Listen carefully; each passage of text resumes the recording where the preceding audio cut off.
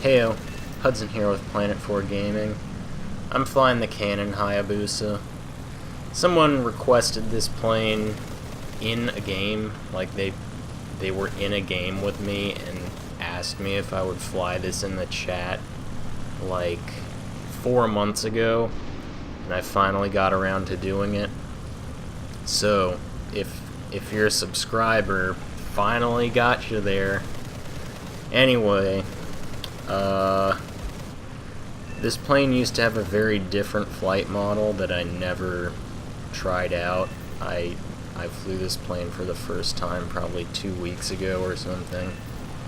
So, I don't know anything about that. As far as I know, the old flight model was what you'd expect a Hayabusa to fly like. You know, a plane with a very good turn time and low speed. And it's not really like that anymore. It is a very strange flight model. I'm thinking it's wrong. The Hayabusa was kind of known in real life for being a very good turn fighter and not really good for anything else. And right now it's probably one of the worst turn fighters for Japan. I think it's even worse than the Ki-43-III, which is not terrible, but not great either. So yeah, things you should know going in: obviously turn time is not that great. Its roll rate is okay. I think it got nerfed a bit too, but it's fine to work with. It has a very good climb rate though. It's easy to go into like a 15-degree climb and walk away from your computer for 4 minutes and wind up being at 6,000 meters, which is great. Also, it seems to perform pretty well at high altitude, which is unusual for a Japanese plane like this, and once again, I think historically inaccurate. But whatever. It has two 20mm cannons in the fuselage. They're okay. Once you get belts, I would go for a universal ammo, which will help with doing damage quite a bit. Sometimes you'll kill planes in a quick burst, sometimes it'll take a few. It's kind of a toss-up. So, yeah, nothing spectacular there, but good enough. Just be very conscious about your ammo.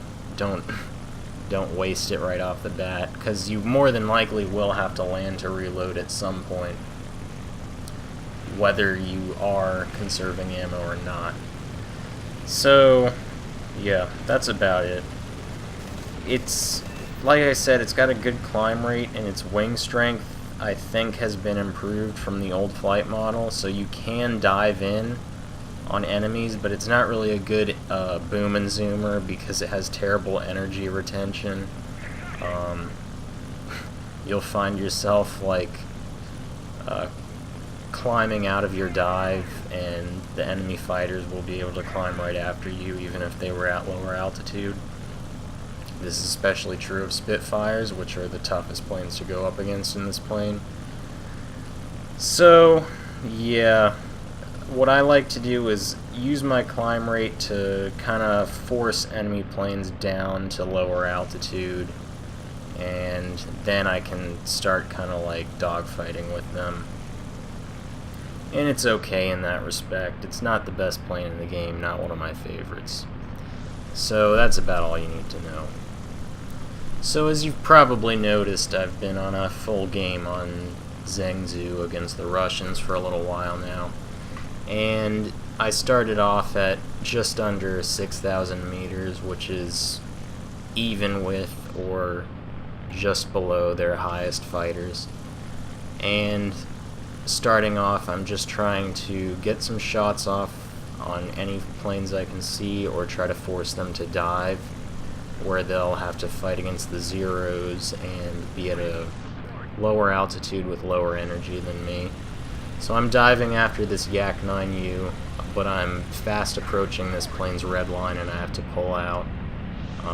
The Yak can simply outdive the Hayabusa. But he crashes, so whatever, I'll take it. Counting that as a kill, by the way. I'd say I forced him to crash there.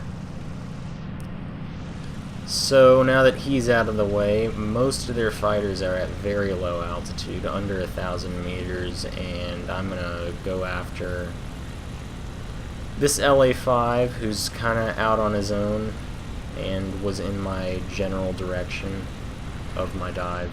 So yeah, going after him, take it into the vertical to bleed off that extra speed so I can maneuver better against him. And I ended up losing him, but unfortunately there's a Yak-3 right ahead. Follow through his turn, get off a quick burst, and that sets him on fire. That's kind of unusual for these cannons. Usually the damage you do is going to be breaking stuff off. I have universal ammo, which you should get as soon as possible. And it has 2 high explosive fragmentation rounds, which do a lot of module damage, but usually don't start fires. Anyway, after taking him out, I get back on the LA-5. He's doing a pretty good job of dodging, weaving back and forth, trying to mess up my aim, but I anticipate that one and get some shots into his wing. Yak-9T on my tail, which I quickly dodge. I-185 also, one of the few planes I can easily outturn. I'm more worried about the Yak-9 because it has a pretty solid turn time, but he's also got oil tank damage, so he's not going to be able to stay in the air much longer. So on the tail of this I-185, quick burst, takes off his rudder. He's still trying to dodge, but he's lost a lot of control, and it's only a matter of time before he goes down as well. Last shot into the right wing seems to have really messed up his roll rate, and he's not able to correct, goes into the ground. And now the Yak-9T is the last guy remaining on the enemy team. I'm the last guy on my team. Can I pull this off? Of course. Of course I can. He goes into the vertical. He had a lot of speed built up, so he can do that. I'm not going to follow him. As he gets ready to dive in on me, I'm just making a lot of quick adjustments so he doesn't get a easy target. He goes through another dive, pulls up, but he's got a lot less energy this time, and I follow him into the vertical. This plane prop hangs like a champ. It's very lightweight, and it's basically a helicopter. Quick burst into the wing, blows up its fuel tank, and there he goes. And that's the game. A very quick one for me. But as you can see, I was able to take out 2 planes at one time, all on my own, so this plane is fairly capable if you know what you're doing. It's not one of my favorite planes to fly for the Japanese by any means. They have better planes at this battle rating anyway. At 4.3 you could be flying the Ki-43-III, which is just far superior to this. And at 4.7 you get the Ki-61-Hey, which, as I've said in my previous videos, it's not as good as the Ki-84-III, but it's probably better than this plane too, so yeah, this is basically a plane you'll fly if you want to challenge yourself and kind of try something different. There's not really any plane like this in the Japanese tree. So, yeah. When flying it, just try to do what I did there.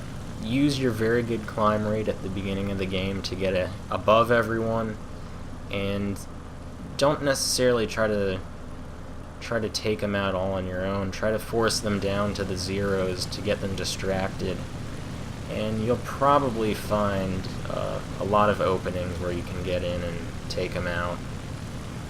The most annoying thing in this plane is when you're flying against the Americans, and they tend to like to run a lot when they're the last plane on the enemy team, and that's never fun.